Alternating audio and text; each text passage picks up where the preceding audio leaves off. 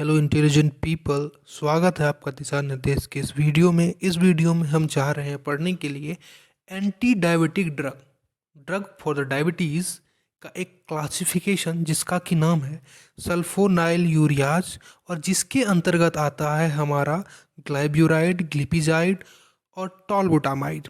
तो ये sulfonyl ureas जो है ये ड्रग किस में काम आती है? डायबिटीज़ की टाइप 2 डायबिटीज़ में काम आ जाती है, जहाँ पर हमारा बीटा सेल क्या हो चुका है, रेसिस्टेंट हो चुका है और ये हमारा इनफ इंसुलिन सेक्रेट नहीं कर पा रहा है। तो ये जो हमारा सल्फोनाइल यूरियाज है ये क्या कर रहा है, ये हमारा उस सेल की सेक्रेशन जो हो रही है इंसुलिन की उसको एनहांस कर रही है। तो वो किस प्रकार एनहांस करती है, पहले तो हम ये जान लेते हैं कि बीटा सेल हमारा नॉर्मली कैसे काम करता है। ठीक है, तो देखिए, जब आपने खाना खाया, खाना हमारा स्टमक में पहुंचा, इंटेस्टाइन में पहुंचता है, वहाँ से ग्लूकोज के रूप में हमारा सर्कुलेशन में जाता है। और अगर हमारा सर्कुलेशन में ग्लूकोज पहुंच चुका तो हमारा बीटा सेल को कैसे पता चलेगा कि हमारा जो है ग्लूकोज बहुत ज़्यादा हमारा सर्कुलेशन में आ गया है। अब हम क्या करते हैं, इंसुलिन सेक्रेट करते हैं। बीटा सेल को कैसे पता चलता है, तो जो हमारा सर्कुलेशन में ग्लूकोज होता है वो हमारा क्या करता है, जो हमारा एक ट्रांसपोर्टर होता है बीटा सेल के पास जिसका कि नाम होता है GLUT2, वो क्या करता है, जो हमारा सर्कुलेशन में ग्लूकोज होता है उसको सेल के अंदर ट्रांसपोर्ट करता है। ठीक है, ये हमारा बीटा सेल है और इसके अंदर यहाँ पर स्टोर्ड क्या है, हमारा इंसुलिन स्टोर्ड है। ठीक है, और GLUT2 के ट्रांसपोर्ट के मदद से हमारा सेल के अंदर ग्लूकोज आ गया। ये हमारा सोडियम पोटासियम चैनल है जो कि ये हमारा बीटा सेल है, ये GLUT2 ट्रांसपोर्टर है, ये ग्लूकोज अंदर आ चुका है। और ये हमारा सोडियम पोटासियम चैनल है जो कि सोडियम को अंदर बाहर से अंदर लाता है और पोटासियम को अंदर से बाहर ले जाता है। तो ये ग्लूकोज तो हमारा सेल के अंदर आ गया। अब इसको क्या किया जाएगा, ग्लूकोकाइनेज के द्वारा ग्लूकोज 6 फॉस्फेट में कन्वर्ट किया जाएगा। क्यों? क्योंकि ये ग्लूकोज जो है ये सेल के बाहर भी जा सकता है। अगर ग्लूकोज 6 फॉस्फेट में कन्वर्ट कर दिया जाएगा तो ये हाईली पॉजिटिव चार्ज हो गया, अब ये सेल के बाहर नहीं जा पाएगा। ये बीटा सेल है और ये हमारा मान के चलिए सर्कुलेशन है, तो ये बाहर नहीं जा पाएगा। ठीक है, अब ये ग्लूकोज 6 फॉस्फेट क्या करता है, ये एटीपी बनाता है। एटीपी क्या करता है, एनर्जी बनाता है, सेल के लिए एनर्जी बनाता है। ठीक है, तो ये जो हमारा सोडियम पोटासियम हमारा चैनल है ये क्या है, एटीपी सेंसिटिव है। जब हमारा सेल के अंदर एटीपी की मात्रा बहुत ज़्यादा बढ़ जाएगी, क्योंकि एक ग्लूकोज तो यहाँ आ नहीं रहा है, यहाँ बहुत सारे सर्कुलेशन से ग्लूकोज आ रहा है, ताकि तभी तो बीटा सेल को वो स्टिमुलेट करेगा कि भैया अब इंसुलिन सेक्रेट करिए। तो ये बहुत सारे ग्लूकोज आ रहे हैं, उसी से ग्लूकोज 6 फॉस्फेट भी बहुत ज़्यादा बन रहा है और ग्लूकोज 6 फॉस्फेट भी बहुत ज़्यादा बन रहा है, तो एटीपी भी बहुत ज़्यादा बनेगा। और एटीपी बहुत ज़्यादा बन रहा है तो ये एटीपी क्या करेगा, जो सोडियम पोटासियम चैनल है, ये ATP sensitive sodium potassium channel जो है इसको क्या करेगा, इसके रिसेप्टर पे बाइंड हो करके इसको बंद कर देगा।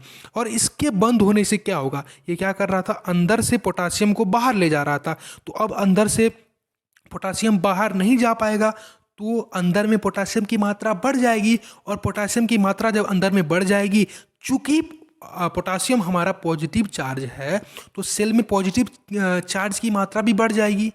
अगर सेल में पॉजिटिव चार्ज की मात्रा बढ़ गई तो सेल में वोल्टेज भी बढ़ जाएगी। अगर सेल में वोल्टेज की मात्रा बढ़ गई तो ये वोल्टेज की मात्रा बढ़ने से voltage associated calcium channel open कर देता है।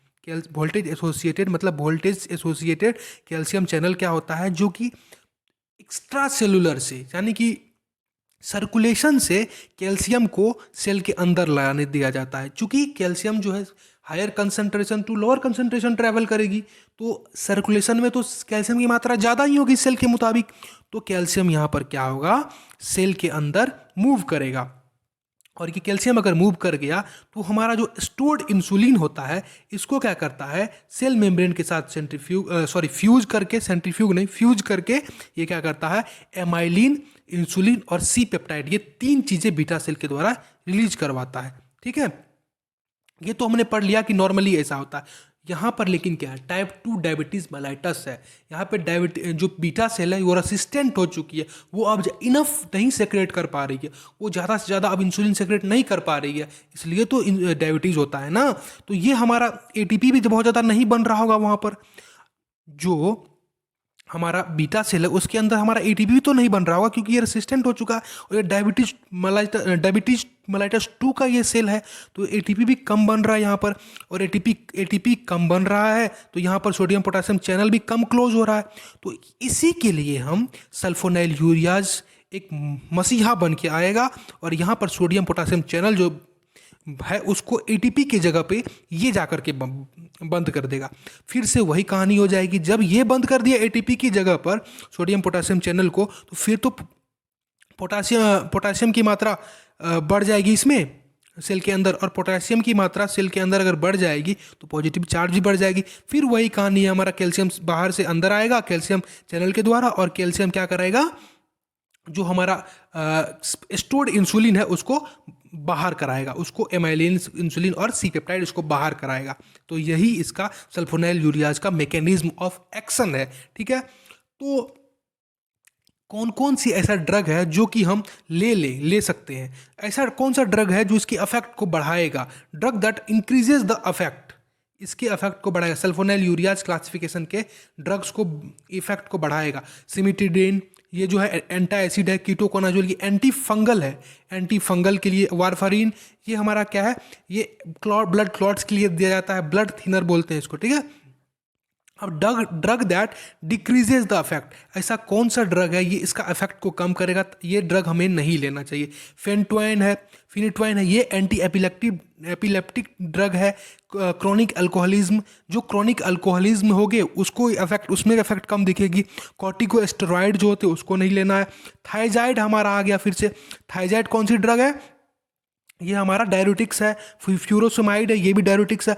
ओरल कॉन्ट्रासेप्टिव्स, जो मेडिकल टर्मिनेशन ऑफ प्रेगनेंसी होती है, जो प्रेगनेंसी को टर्मिनेट जिस ड्रग से किया जाता है उसको अगर हम लेते हैं इसके साथ सल्फोनाइल यूरियाज के साथ, तो ये इसकी इफेक्ट को कम कर देगा। तो इसलिए हम oral contraceptives, phenytoin, chronic alcoholism, corticosteroid, thiazide, furosemide, ये सारी दवाइयाँ बोलेंगे हम इसके साथ नहीं लेने के लिए। ठीक है, तो अब ये आइए हम अब जान लेते हैं इसके साइड इफ़ेक्ट्स के बारे में, कि ये जो हमारा सल्फोनाइल यूरियाज क्लासिफिकेशन के ड्रग्स हैं इसका साइड इफ़ेक्ट क्या क्या है।